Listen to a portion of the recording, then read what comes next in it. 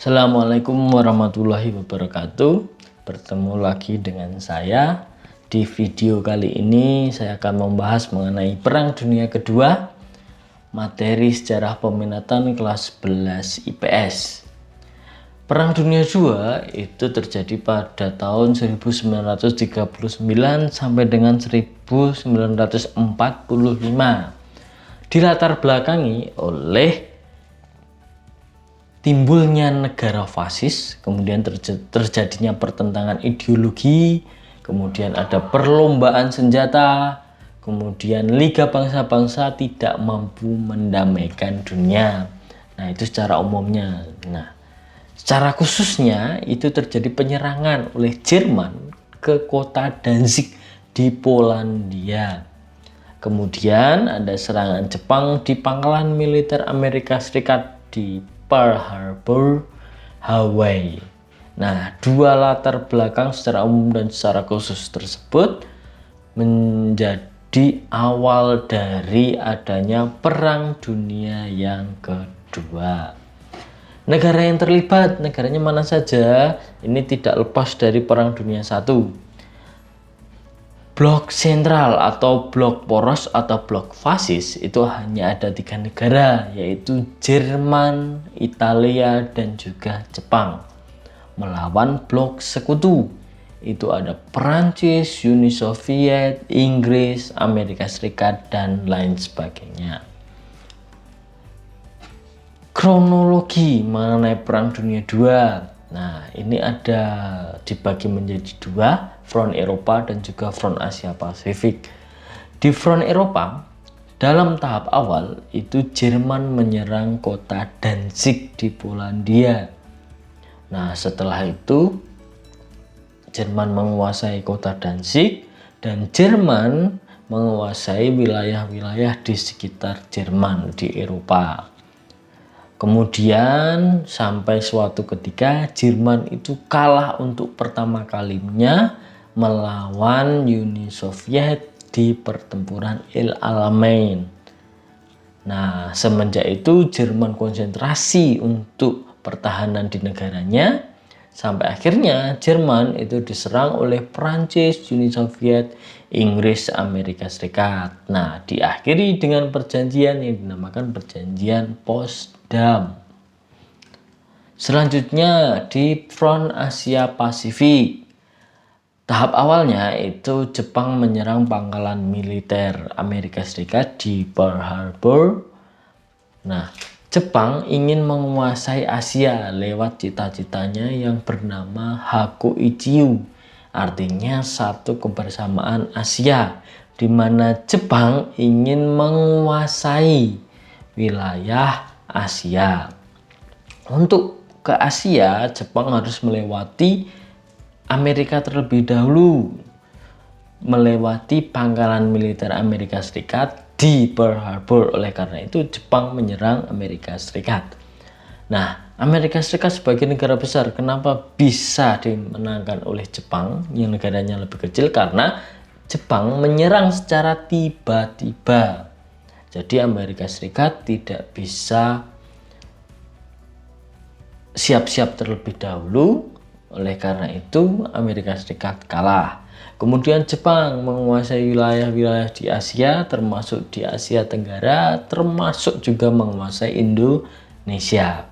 Nah, setelah menguasai Indonesia, kemudian Jepang itu mengalami kekalahan pertama, yaitu di pertempuran Laut Karang.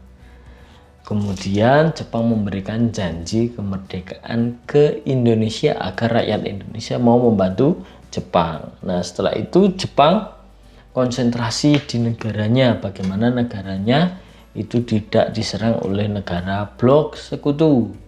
Akhirnya Jepang itu dibom oleh Amerika Serikat di kota Hiroshima dan juga di kota Nagasaki. Kenapa kok tidak Tokyo? Karena Hiroshima dan Nagasaki itu merupakan kota militer dan juga kota ekonomi. Nah, untuk menghancurkan sebuah negara itu tidak perlu ibu kota negaranya, tapi hanyalah kota militer dan juga kota ekonominya yang dihancurkan. Nah, ternyata taktik Amerika Serikat itu benar. Jepang kemudian setelah dibom oleh Amerika Serikat itu mengaku kalah pada tanggal 14 Agustus 1945.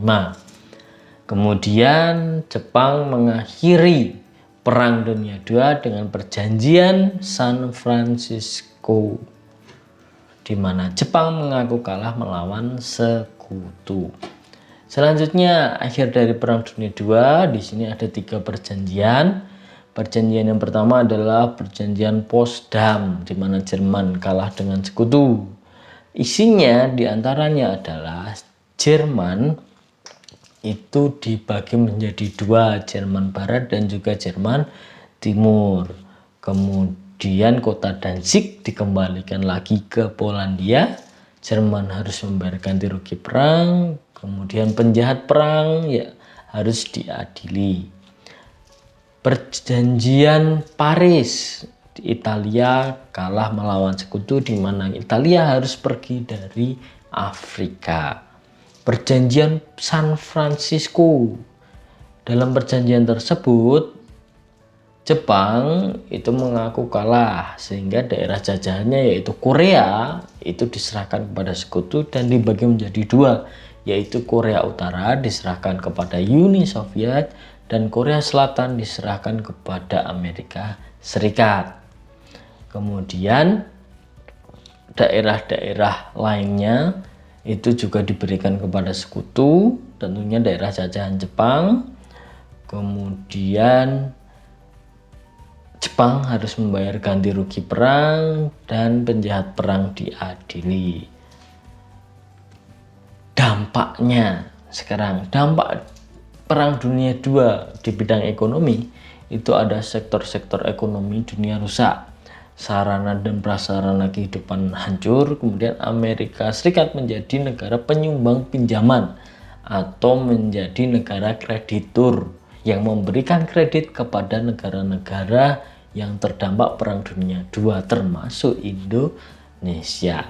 Di bidang sosial itu ada menelan banyak korban jiwa, kemudian terjadinya kemiskinan, kelaparan, kemudian ada wabah penyakit di mana-mana. Nah, terus ilmu pengetahuan dan juga teknologi itu berkembang pesat.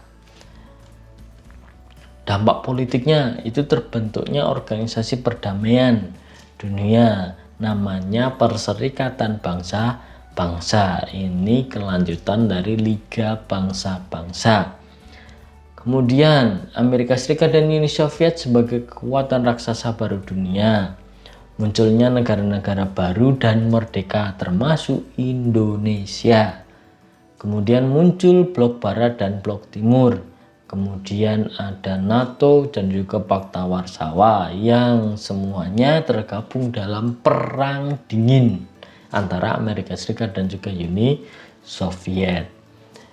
Kemudian yang kelima adalah tumbangnya beberapa imperialis di Asia dan juga di Afrika. Nah, itu saja penjelasan mengenai Perang Dunia II. Semoga bermanfaat. Sekian dari saya. Wassalamualaikum warahmatullahi wabarakatuh. Tunggu video selanjutnya.